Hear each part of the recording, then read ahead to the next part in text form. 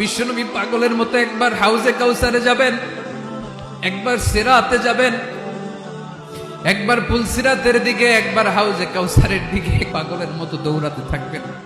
তার কোন গুনাহগার উম্মত যাতে জাহান্নামে ঢুকে না যায়, সেদিন কেউ সুপারিশ করতে পারবে না বিশ্বনবী ছাড়া।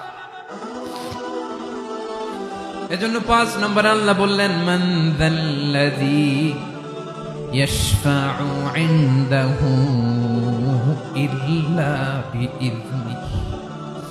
কার সাহস আছে, কার এত বড় বুকের পাটা কিয়ামতের কঠিন দিন আল্লাহর সামনে দাঁড়িয়ে সুপারিশ করবে? কারো ক্ষমতা, কারো ক্ষমতা নাই। বিশ্বনবী সেদিন সিজদায় পড়ে উম্মতের জন্য কাঁদবেন, সবাই কাঁদবে, নফসি নফসি, আল্লাহ আমারে বাঁচাও, আল্লাহ আমারে বাঁচাও। বিশ্বনবী বলবেন, উম্মতি উম্মতি। বিশ্বনবী আমার জন্য কাঁদবেন, আপনার জন্য কাঁদবেন, আমাদের জন্য সেদিন কেঁদে কেঁদে জাহান্নামের দরজায় দাঁড়িয়ে আমাদেরকে টেনে টেনে জান্নাতে ঢুকাবেন। এজন্য এই বিশ্বনবীর ভালোবাসা যেন আমাদের হৃদয়ে ভরপুর থাকে। আমার ভাইয়েরা, প্রতি শুক্রবার বিশ্বনবীর উপরে বেশি বেশি যেন আমরা দুরূদ পড়ি। আমরা যখন বিশ্বনবীর সালাম দেই, দুরূদ পড়ি,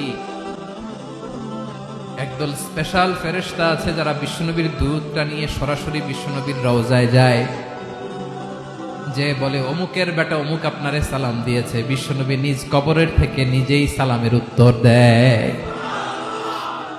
বিশ্বনবীর ভালোবাসা যেন আমাদের হৃদয়ে থাকে, বিশ্বনবীর সুন্নাহ দিয়ে যেন আমাদের জীবনটাকে সাজাই করা যাবে ইনশাআল্লাহ। বিশ্বনবীর ভালোবাসা ছাড়া কেউ জান্নাতে ঢুকতে পারবে? বিশ্বনবীর পক্ষে আমরা বলবো, বিশ্বনবীর পক্ষে আমরা লিখবো, বিশ্বনবীর জন্য আমরা আমাদের কলিজার রক্ত বিলিয়ে দিব, ঠিক কিনা বলেন?